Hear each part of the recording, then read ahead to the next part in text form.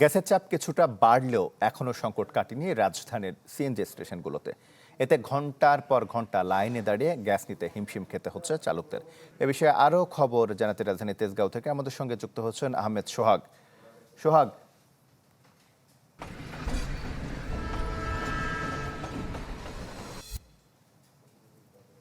জি তমাল, আমি তেজগাঁওতে আছি এখন। সকাল থেকে আমরা রাজধানীর বেশ কিছু পাম্পে ঘুরেছি, বিশেষ করে গাবতলী, এদিকে কমলাপুর থেকে শুরু করে মিরপুর, প্রায় অনেকগুলো সিএনজি পাম্পে গিয়েছি। যতগুলো সিএনজি পাম্পে গিয়েছি প্রায় সবগুলো পাম্পে চিত্র কিছুটা ভিন্ন হলেও একই রকম ছিল। অর্থাৎ কোথাও গাড়ির দীর্ঘ সারি ছিল, কোথাও এই সারিটা একটু কম ছিল, তবে গাড়ির চাপ ছিল, কিন্তু চাপ ছিল না গ্যাসের, যেটা চালকরাও আমাদের কাছে অভিযোগ করেছেন। পাশাপাশি এ সকল সিএনজি স্টেশনগুলোর যে সকল সরবরাহকারী কর্মচারীরা রয়েছেন, তারাও আমাদেরকে জানিয়েছেন যে আসলে গ্যাসের যেই পরিমাণ চাপ থাকার কথা, অর্থাৎ সাধারণ পদ্ধতিতে একটি পূর্ণ গ্যাস পাওয়ার জন্য একটি গাড়িতে 14 থেকে 16 আইপিসি চাপ থাকার কথা, সেই অনুযায়ী এখানে চাপ রয়েছে 2 থেকে 4 আইপিসি চাপ। সুতরাং এত কম চাপে গ্যাস আসলে একটি সিলিন্ডারের মধ্যে প্রবেশ করানোটাও আসলে অনেক বেশি কষ্টকর হয়ে যাচ্ছে তাদের জন্য, যার ফলে তারা চাইলেও পর্যাপ্ত পরিমাণ তাদের চাহিদা অনুযায়ী গ্যাস তারা এখান থেকে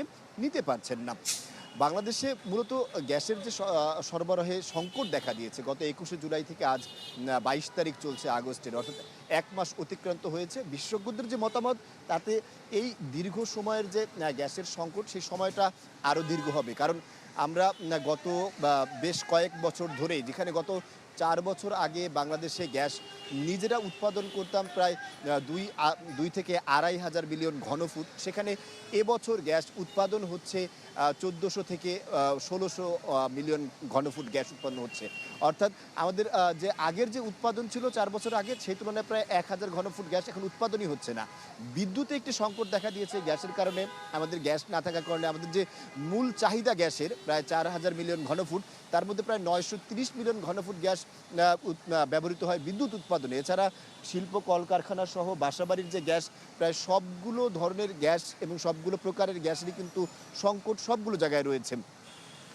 ঢাকার বিভিন্ন আবাসিক এলাকাতে, এটা সেই ফার্মগেট থেকে শুরু করে গুলশান পর্যন্ত প্রায় সবগুলো আবাসিক এলাকাতে কিন্তু গ্যাসের সংকট রয়েছে, যার ফলে সাধারণ যে সকল বাসিন্দারা রয়েছেন, যারা ঢাকায় বসবাস করছেন, তাদেরকে এই সংকট উত্তরণের জন্য অতিরিক্ত টাকা খরচ করে তাদেরকে সিলিন্ডার কিনতে হচ্ছে। আবার অনেকেই দেখতে পাচ্ছি যে এখানে আপনার ইলেকট্রিক চুলা কিনছে। অর্থাৎ গ্যাসের এই সংকটের যে চিত্র, সেটা কিন্তু শুধুমাত্র গাড়ি বা পরিবহনে যে আছে এরকম না, শিল্প কলকারখানা, বিদ্যুৎ, বাসাবাড়ি পর্যন্ত সব জায়গায় কিন্তু দৃশ্যমান রয়েছে। অর্থাৎ মানুষের যে সংকট গত 1 মাস ধরে চলছে, সেটা এখনও সেভাবে কেটে ওঠেনি।